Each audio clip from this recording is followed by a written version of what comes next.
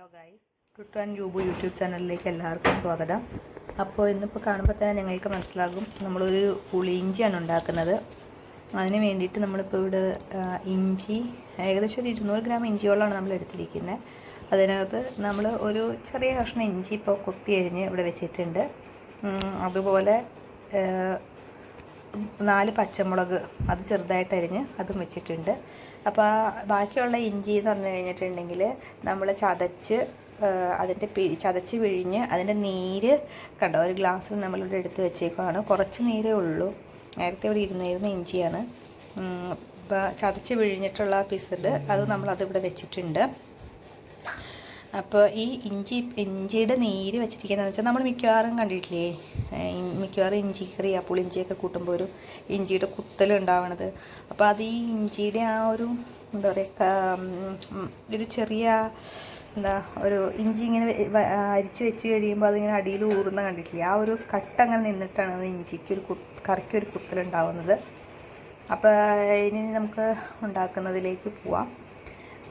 പിന്നെ നമ്മൾ ആദ്യം ഈ ചതച്ച് വെച്ചിരിക്കുന്ന ഇഞ്ചി നമുക്കൊന്ന് വറുത്തെടുക്കണം. ബാക്കി നമുക്ക് പോകെ കാണാം.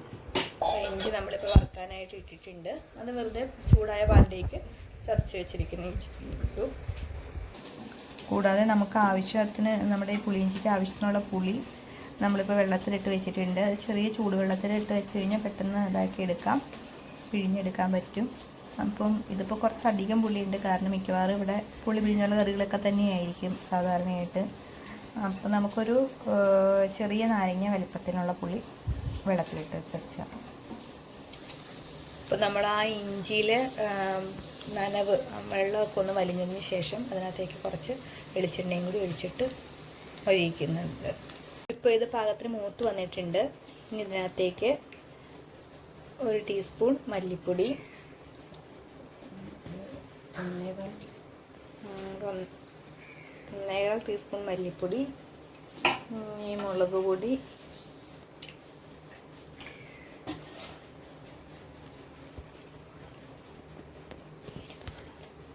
എരിവുള്ള മുളക് പൊടി 1/2 ടീസ്പൂൺ,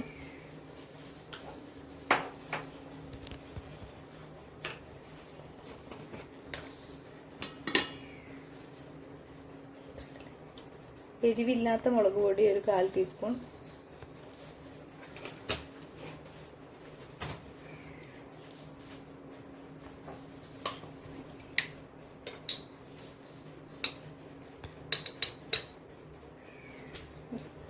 കുറച്ച് മഞ്ഞൾപ്പൊടിയും കൂടി ചേർക്കും.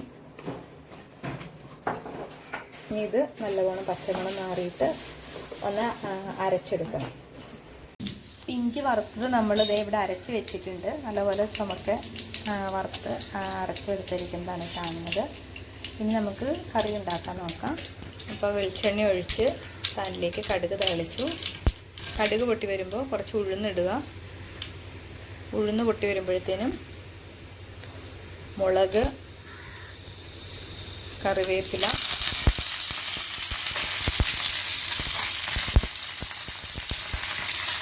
അതിലേക്ക് നമ്മൾ കൊത്തി അരിഞ്ഞ് വെച്ച കുറച്ച് ഇഞ്ചി നമ്മൾ കൊത്തി അരിഞ്ഞ് വെച്ചിട്ടുണ്ടായിരുന്നല്ലോ, ആ ഇഞ്ചിയിൽ പച്ചമുളകും കൂടി അരിഞ്ഞതും കൂടി ഇട്ട് മൂപ്പിച്ചെടുക്കുക.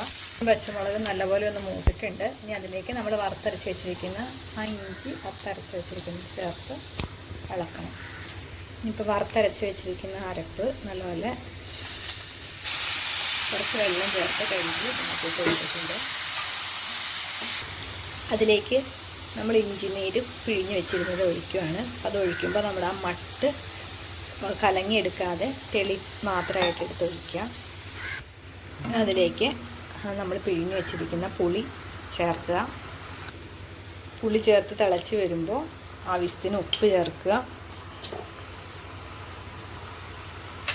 അതിലേക്ക് ചെറിയ കഷ്ണം ശർക്കരയും കൂടി ചേർത്ത് കറി നല്ലപോലെ തിളച്ച് കുറുകി എണ്ണ തെളിഞ്ഞ് വന്നിട്ടുണ്ട്. ഇനി ഇതിലേക്ക് കുറച്ച് കായപ്പൊടി, ഒരൽപ്പം കായപ്പൊടി, ഒരു കാൽ സ്പൂൺ തന്നെ എടുത്തിട്ടില്ല, കുറച്ചൊരു കായപ്പൊടിയും കൂടി ചേർത്ത് തിളച്ച് കുറുകി വരുമ്പോൾ ഓഫ് ചെയ്ത് വെക്കും. നമ്മൾ പുളിയിഞ്ചി റെഡിയാക്കി സെർവിങ് ഡിഷിലേക്ക് മാറ്റിയിട്ടുണ്ട്.